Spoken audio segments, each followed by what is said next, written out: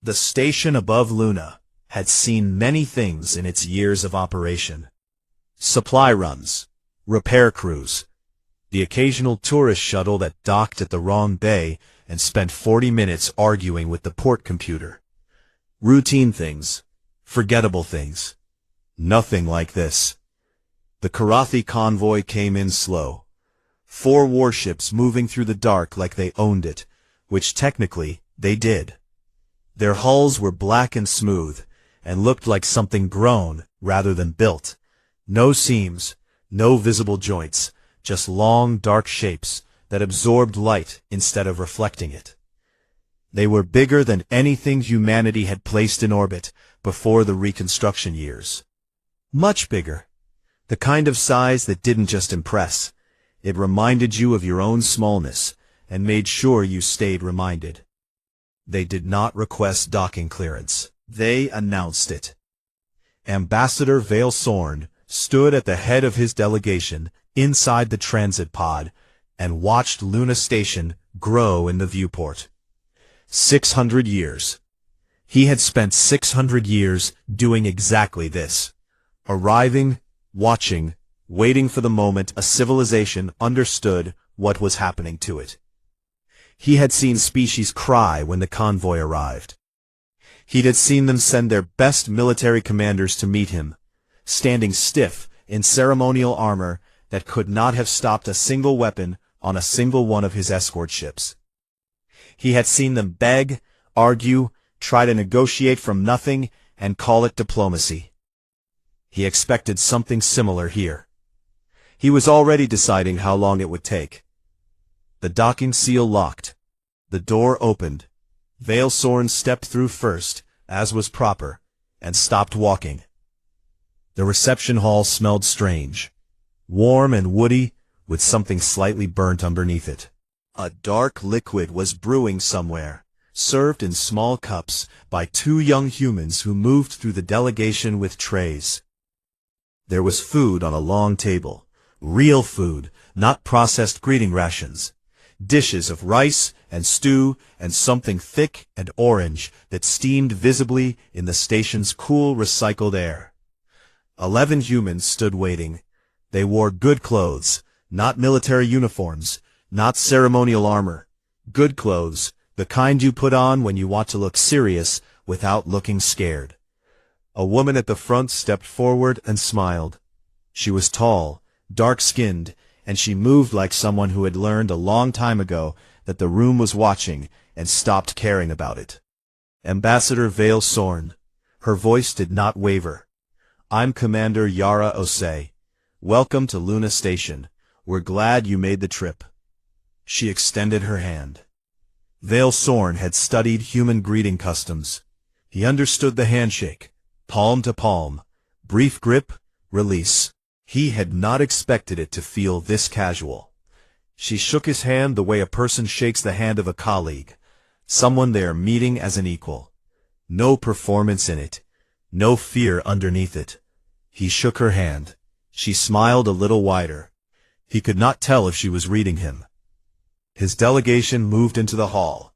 They spread the way trained diplomats spread, reading exits, reading faces, identifying the shape of the room and what it was not saying. Vale Sorn watched the humans move around them without bunching or flinching. A young human man was gesturing at the orange rice dish with genuine enthusiasm, trying to explain it to one of his junior delegates, pointing, nodding encouragingly, pushing a small plate forward. His translator caught the end of it. My aunt made it herself and brought it up on the supply shuttle specifically for today. The delegate looked at the plate, looked at the boy, looked at the plate again. The boy waited, smiling, plate still extended. The delegate took it. Vale Sorn watched this happen and felt something in his chest move slightly out of position. A small wrongness. Everything here was technically recognizable. Food, drink, greeting, smiles. But the pitch of it was off. The frequency was not what it should have been. Every species he had ever visited understood what the warships meant. Even civilizations that had never heard of the Karathi conclave felt it on a level below thought when those 4 black ships came in slow. You did not need to know the history. Some things communicated directly to the part of a living thing that wanted to survive. These humans were offering him food.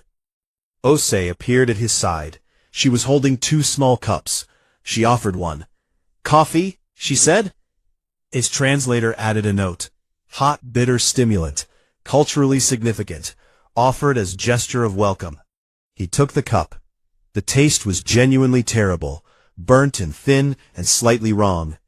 He drank it anyway, set the cup down, did not react. Then it happened. An aide near the back of the hall, a young man carrying an enormous stack of paper documents. Actual paper. A thing Veilsorn had not seen used for official purposes since visiting a pre-digital civilization 3 centuries ago, caught his foot on a cable, running flat along the floor. His balance went. He went down hard on one knee. The papers left him in every direction.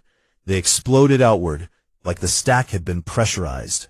Hundreds of sheets, sliding across the floor, spinning up into the air, and drifting back down in slow arcs. One landed on the boot of Veilsorn's security officer. Several hit the food table. A few settled into the coffee service. Veilsorn waited. This was the moment. Public humiliation in front of a superior force was a known breaking point. The boy would go rigid with shame. The humans near him would freeze. A silence would settle that Veilsorn could use to reshape the temperature of the room before formal talks even began. The boy looked up from the floor. He laughed. Not a nervous laugh. Not the laugh of someone trying to save face. A full, open, completely genuine laugh. The kind that meant something had struck him as actually funny. He sat back on his knees, in the middle of his own scattered papers, and laughed at the ceiling. And then the other humans started laughing too. Ose pressed one hand over her mouth, her eyes bright. Another aide dropped to help gather papers. A third human, a woman with short gray hair who looked like she had seen actual wars, crouched down and collected a handful of sheets, still shaking her head, still smiling. "Classic Tomas," someone said. "This is why we can't have nice things in the known universe." More laughter. Tomas, still on the floor, was laughing the hardest. Veilsorn stood very still. 11 delegates behind him, 4 warships outside, 600 years of experience reading rooms and knowing exactly what was happening inside them, and he did not know what was happening in this one. He turned his head. On the wall, among various plaques and a large printed star chart, and what appeared to be a child's hand-drawn picture of a rocket in a small frame, there was a photograph. 2 humans, standing on a mountain. The mountain behind them was on fire. Not a small fire. A real one, orange and wide, and eating the slope below where they stood. The smoke was visible, dark against the sky. The 2 humans were smiling at the camera. They looked happy. Veilsorn looked at that photograph for a long moment. He thought about asking Ose what it was. He decided against it. Some information was best gathered slowly. Ask the wrong question too early, and you lost the shape of the answer. But he did not stop thinking about the photograph. The dinner moved on. The Karathi delegation ate, or made efforts to eat. Tomas collected and reordered his papers with complete and unbothered efficiency. The small cups of terrible coffee kept arriving. The orange rice turned out to be something called jollof, and 2 of his delegates ate second servings, which was not something that had ever happened at a first contact reception in Veilsorn's career. He sat at the long table and watched these humans laugh and gesture and argue cheerfully about small things and push food toward each other. And he thought, my read on this room is wrong. Something is wrong here, and I cannot find where it starts. Tomorrow the formal negotiations would begin. He had the terms ready. The language was already written. He had done this before. He knew how it moved. He looked at Ose across the table. She was listening to one of his delegates speak, nodding, expression open and engaged. She did not look like someone preparing to lose something. He did not know what to do with that. Drank the terrible coffee. Outside, his 4 warships held position in the dark, and the dark held them back. And somewhere in the station, a child's drawing of a rocket hung on a wall, next to a photograph of 2 humans smiling on a burning mountain. Vale Sorn did not sleep well that night. He told himself it was the coffee. The negotiation hall was a long, neutral room with no windows, which was standard. Windows gave delegations things to look at when they didn't want to look at each other, and Vale Sorn had always preferred rooms that left nowhere else to look. He arrived early. His delegates arranged themselves behind him along one side of the long table, 11 of them, each carrying a role: legal architects, resource assessors, 3 translation units that ran alongside the spoken translators, because some things needed double confirmation. On the table in front of them sat the full civilization scan on Earth: population distribution, resource maps, infrastructure index, estimated military capability, everything the Chirathi intelligence network had compiled over the past 6 decades of quiet observation. It was an impressive file. The military section was not. He reviewed it one more time while his delegation settled. Earth's defensive platforms, 31. Spread across 3 orbital bands, each one capable of real damage, but not against a coordinated Korathi fleet. Ground installations, outdated by about 40 years relative to Conclave standards. A small but competent standing space force, maybe 160 vessels at full census, which was fine for patrolling a home system and not much else. He set the file flat on the table. He was not worried. Osai arrived 3 minutes after him. She came in with 2 aides. One of them was Tomas, who today was carrying significantly less paper. She sat down across from Vale Sorn, set a coffee on the table in front of her, and opened a small physical notebook. She clicked a pen. Vale Sorn looked at the pen. Then he looked at her. "Shall we begin?" she said. They began.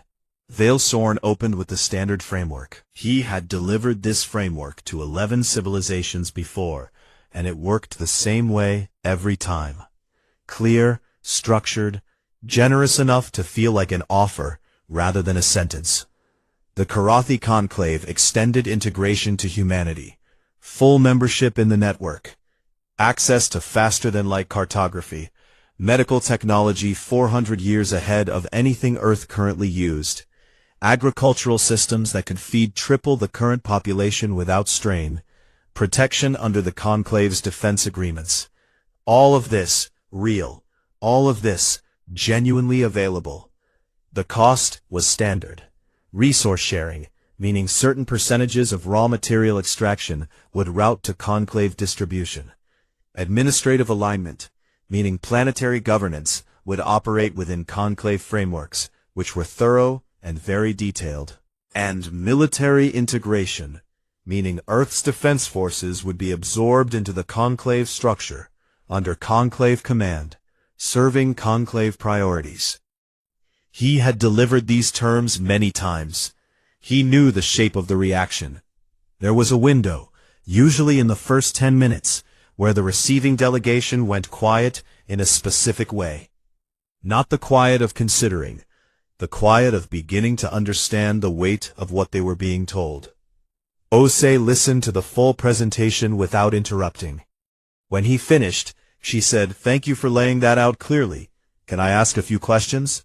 "Of course." She asked about the resource percentages. He explained. She wrote something in the small notebook. She asked about the administrative framework, specifically which Earth institutions would maintain autonomous function under Conclave oversight. She wrote again. She asked about the military integration timeline. He gave her the standard answer.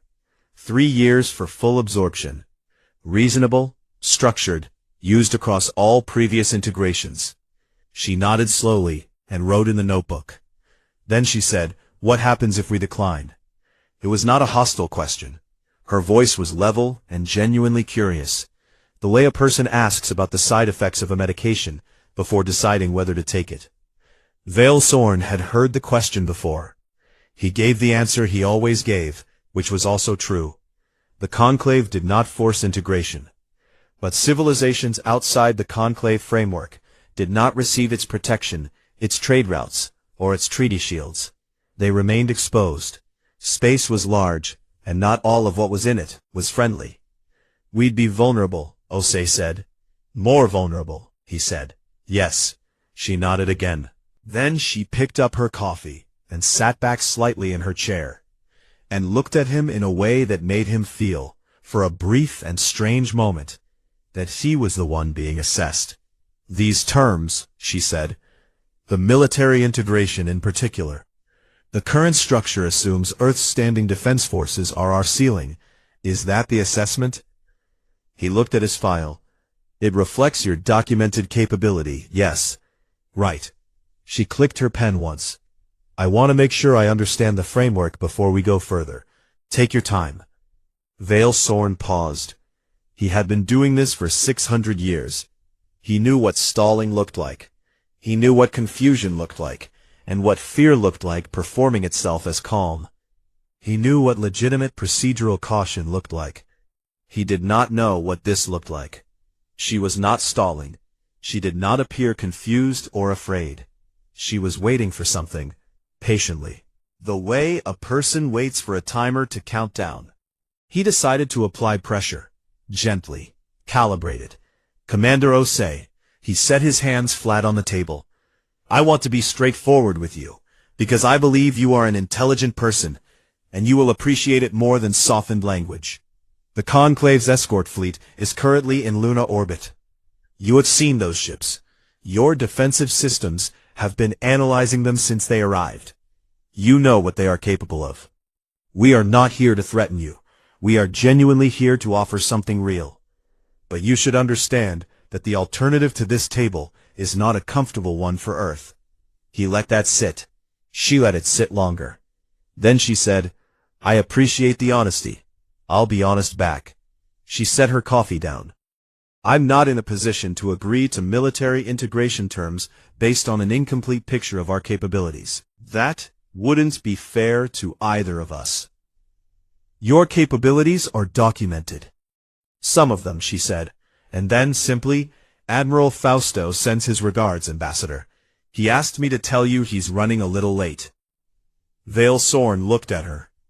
I'm not familiar with Admiral Fausto. You will be, she said, and she was not unkind when she said it. She picked her coffee back up. She looked at the notebook. She seemed, to his deep confusion, mildly relaxed, like someone who had been holding a breath for a long time and had just quietly let it go. The alert arrived in his neural interface 11 seconds later. His tactical officer. Emergency flag. Something entering the system from the far side of Luna. The instruments were running classification protocols and returning a result that his system flagged as an error, because the result it returned was a category his instruments had never been asked to file before. The flag read, Vessel Class, Unregistered. Size Category, No Match in Database. Vale Sorn kept his face still, his hands under the table, pressed flat against his legs. He looked at Osei. She had turned one page in her small notebook. She was reviewing something. She did not look up. She reached for her coffee without looking at it, found it by feel, and took a slow sip. She looked completely, entirely, unbothered. Vale Sorn kept his face still, and thought, I have made an error somewhere, a significant one. And I need to find its shape before whatever is coming around the far side of Luna finishes coming. He did not interrupt the session. He sat at the table and breathed evenly and waited. The way you wait when you are not certain waiting is the right choice, but moving seems worse. The alert updated. The object was still resolving. The instruments were still trying to build a file on something they had never been built to see. Outside, past the station walls, past the orbital band, past the far curve of Luna's gray face, something was moving in the dark. Coming in slow. The way very large things move when they are not in a hurry. because they don't need to be. Vale Sorn excused himself from the table. He said it was a brief recess. His translator rendered it cleanly. Ose nodded and said that was fine. She needed more coffee anyway, and Tomas was already standing up before she finished the sentence. Vale Sorn walked out of the negotiation hall, turned left, and moved down the corridor to the station's observation deck, with the particular walk of someone who is controlling their pace deliberately. Not running was important. Running was information. The observation deck was a wide curved room along the station's outer ring, one long viewport running the full arc of the wall. It looked out over Luna's surface and up into the black. His tactical officer was already there, standing close to the glass, watching a screen in his palm that was updating every few seconds with new numbers. "Tell me," Vale Sorn said. His officer turned the screen to face him. The numbers did not make sense. Not because they were wrong, because Vale Sorn understood them completely, and they did not fit inside any context he had. The object resolving on the far side of Luna was real, confirmed, solid, moving at a low and unhurried speed toward their position. His instruments had now gathered enough data to begin building a physical profile. Length, 4.6 kilometers. He read that twice. 4.6 kilometers. His escort warships, the 4 black vessels he had positioned in Luna orbit as a reasonable and modest show of conclave force, were each approximately 1.2 kilometers long. They were, by most civilized standards, enormous. They had ended standoffs just by appearing. 4.6 kilometers. Mass estimate. Still calculating, but the gravitational footprint was already pulling at the station's sensors. It was pulling at the instruments the way a large moon pulls at water. Not violently, just steadily, as a simple fact of its own presence. His officer said quietly, "It is coming around the lunar edge now, sir." Vale Sorn looked up from the screen. He looked through the viewport. It came around the curve of Luna the way a continent would come around the curve of a planet if a continent could move. Dark. Very dark. Darker than space in a way that should not have been possible, because space was already the darkest thing there was. But the ship was darker, a specific deep black that was not just the absence of light, but looked like the place light decided not to go. The hull stretched left and right, and kept stretching past the point where Vale Sorn's eye expected it to end. It did not end. His escort ships were in orbital position ahead of it. He could see them clearly through the viewport. 4 black vessels, each one a serious and capable machine of war, each one representing enormous investment and real power. Beside the thing coming around Luna, they looked like stones. The weapon arrays were the next thing his eye found. They ran along the hull in rows, and they were so large that they did not immediately read as weapons. They read as landscape, ridges, geological features, things that had no business being on a manufactured object. But they were there, pointing outward, and his targeting experience filled in what his brain was trying to avoid confirming. Each one was bigger than his command ship. Running lights ran along the new vessel's edge, in a color his translator filed as red. Human Cultural Association. Warning. Danger. Stop. It was not moving fast. It was not moving fast because it did not need to move fast. His escort fleet's automated defense protocols activated. His 4 warships shifted into a response formation, tightening their positions, weapons charging, shields cycling up. Standard procedure. The correct response. Every piece of training and hardware and 600 years of Karathi military doctrine was performing exactly as designed. The enormous ship did not respond to the formation at all. It kept moving at its slow, unhurried pace, the way a mountain range keeps existing when you stand next to it and breathe heavily. A communication channel opened. One signal. Human encryption, station routed, clean. One voice. A man's voice. Calm.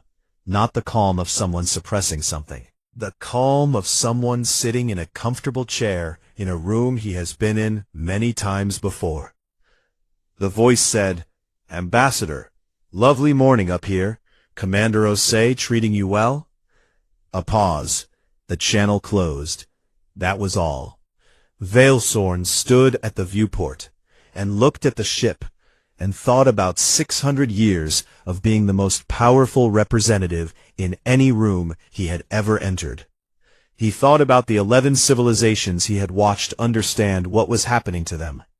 He thought about the file on Earth's military capability sitting on the table in the negotiation hall, the outdated defensive platforms, the 160 vessels, the file that had made him feel comfortable, the file he had trusted. He thought, they knew about that file, they knew what we assessed them at, and they let us. He thought about Osei in the negotiation hall with her small notebook and her coffee and her complete and total patience.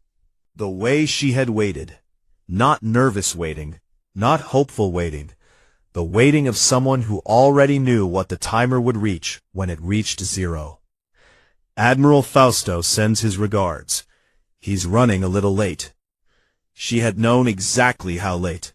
She had known exactly what late looked like. His tactical officer said, carefully, "Sir, orders?" Veilsorn looked at his escort fleet in their tight defensive formation, 4 powerful ships pointing weapons at a vessel that had not looked at them. He looked at the 4.6-kilometer ship sitting in the dark, with its red lights running and its weapon arrays like mountain ridges, and its one calm voice that had said 9 words and closed the channel. "Stand them down," Veilsorn said. His officer looked at him. "Stand them down," he said again, very quietly. His officer transmitted the order.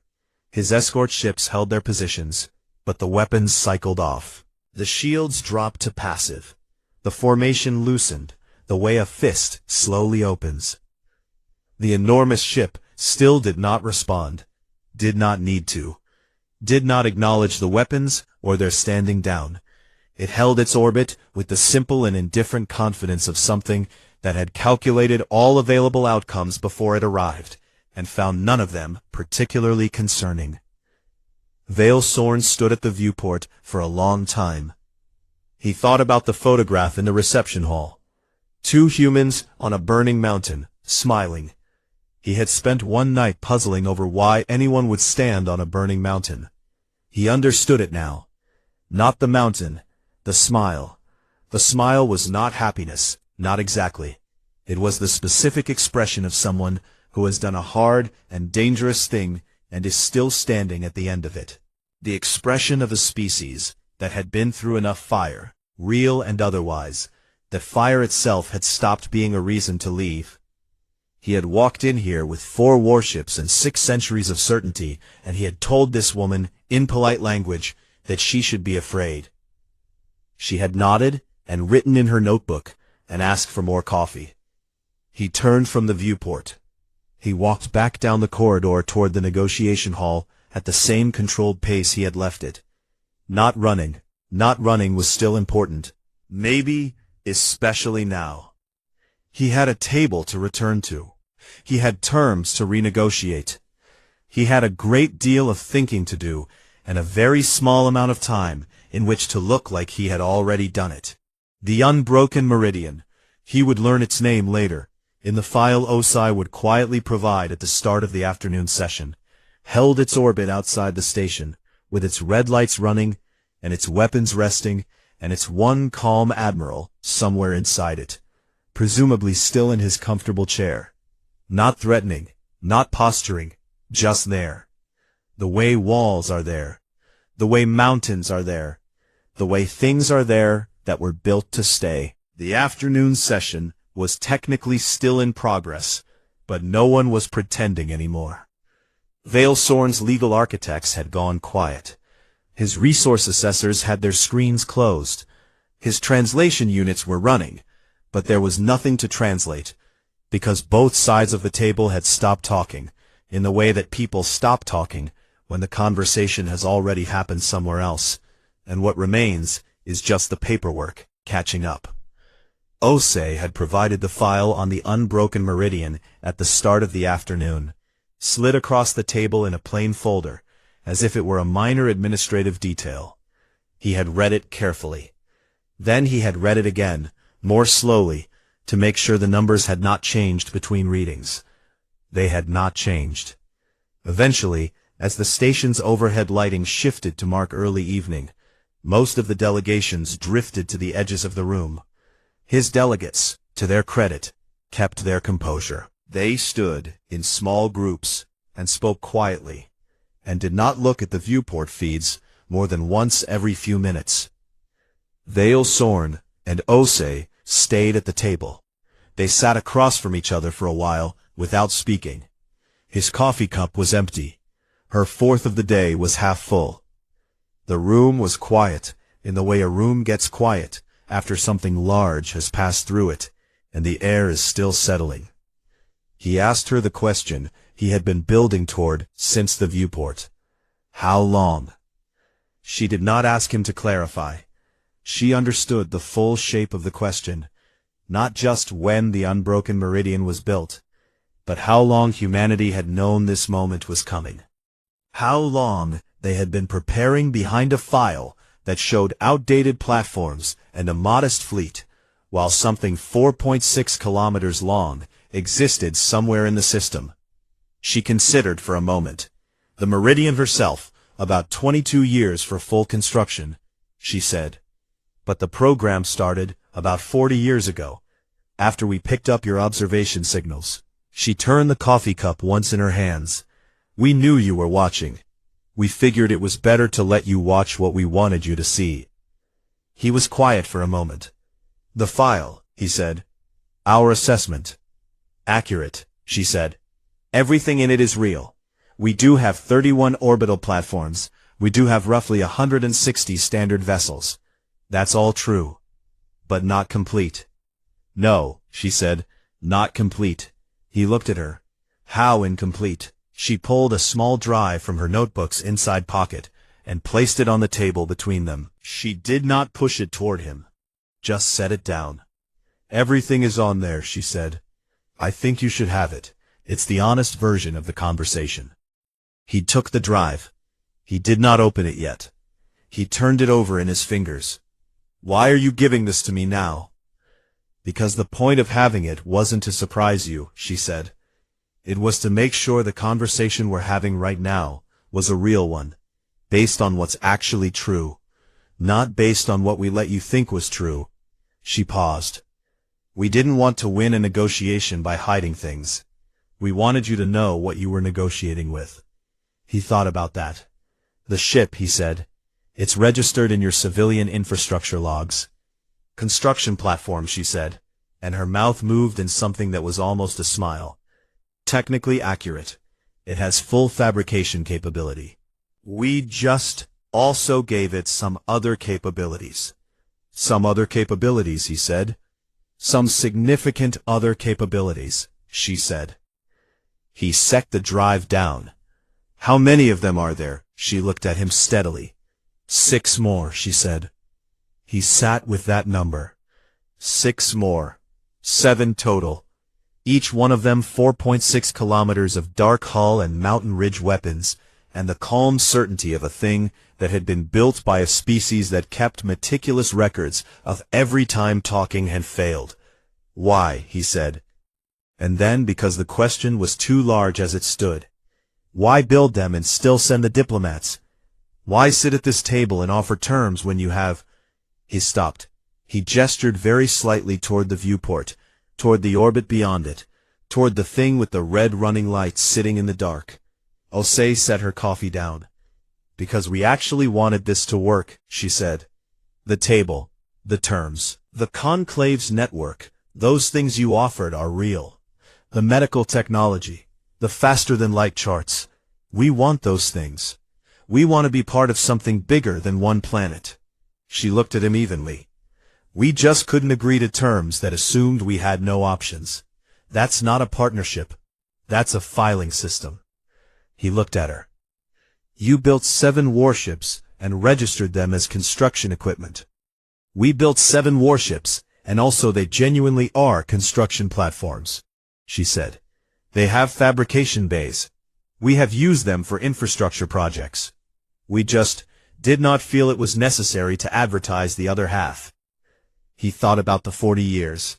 Humanity picking up Charathi observation signals and deciding quietly not to respond to them, not to scramble, not to panic, to sit with the knowledge and build, spend 4 decades constructing something patient and enormous, and then send a woman with a notebook and a terrible cup of coffee to a table to negotiate in good faith. The patience of it was extraordinary. The discipline of it was extraordinary.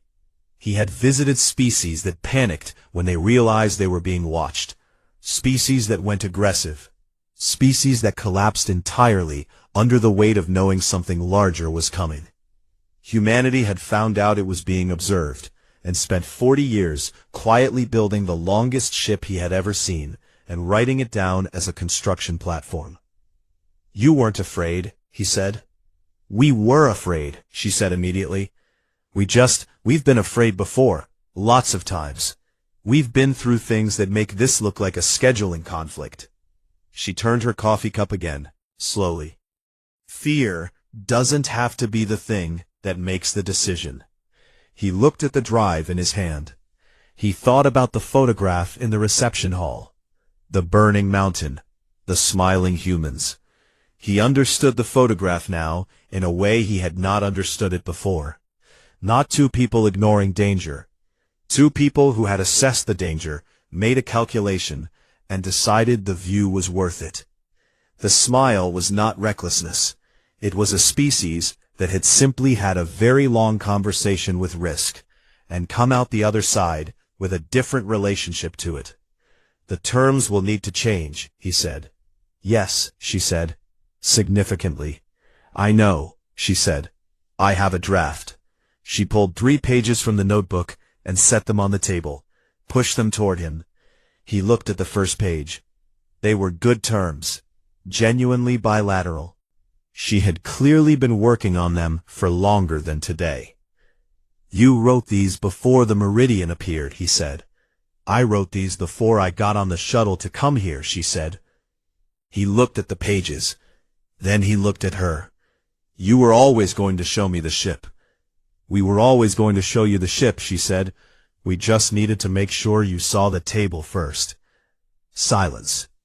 Outside, the unbroken Meridian held its position in the dark, running lights red, patient as geography. Veilsorn picked up the pages. He began to read. The Charathi convoy left Luna Station 3 days after it arrived. It departed the same way it came. 4 black warships, moving slowly, hull lights dim, taking the deep route around the far side of Luna, before pushing out toward open space. They moved without ceremony. No formal departure was scheduled. Veilsorn had simply appeared at the docking bay with his delegation in good order, and shaken Osei's hand one more time, and that had been that. The handshake lasted a moment longer than the first one had. Neither of them mentioned it. Tomas, standing at the back of the human group, did not trip over anything this time. He seemed slightly disappointed in himself. Osei caught his eye and shook her head slightly, but the corner of her mouth moved. The docking seal released. The convoy undocked and moved out, and the station systems logged their departure the way systems log all departures. Time, vessel class, destination flag, estimated route. In the convoy's own log, Veilsorn was already writing. He wrote for most of the transit back. He was not a person who used that time usually. 600 years of doing this work had given him a routine that held up under most circumstances, and the routine did not include lengthy reflection. You made the assessment, you delivered the terms, you filed the integration report, you moved on. He did not know what category to file this one under. The formal report would be straightforward enough on its surface. Terms reached, framework agreed, humanity entering provisional partnership status with the conclave, rather than integration. A bilateral arrangement. Resource cooperation, not resource extraction. Military non-interference on both sides. technology exchange with a defined schedule. It was unprecedented, technically. The conclave's legal architects were already queuing 17 exceptions and amendments just to file the paperwork correctly. But that was the surface report. That was the what. He spent 3 hours on the why. He wrote, "This civilization does not respond to pressure in any way that has previously been documented. Standard leverage, technological disparity, military presence, timeline pressure, produce no recognizable fear response, no combative escalation, no defensive collapse." The receiving delegation appeared aware of the leverage applied and assessed it as one factor among several, rather than the dominant one. He paused. He wrote, "They built a class of vessel that has no equivalent in conclave records.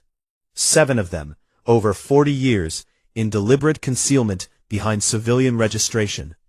They did this not in response to a threat, but in anticipation of a moment like this one. They were not reactive. They were patient." He stopped writing for a while and looked out the small viewport at the dark. He thought about what Osei had said. "We wanted this to work. We just couldn't agree to terms that assumed we had no options." He had heard those words before, in various languages, from various species. They were usually said with desperation, said by someone who needed them to be true. Osei had said them the way you state a fact, plainly, without weight, the way you'd say the station is pressurized, or Luna is tidally locked. She had not needed them to be believed. She had known they were already demonstrated. He continued writing. "Do not negotiate with this species from a position of assumed superiority. The position will not hold, not because humanity is aggressive. They are not.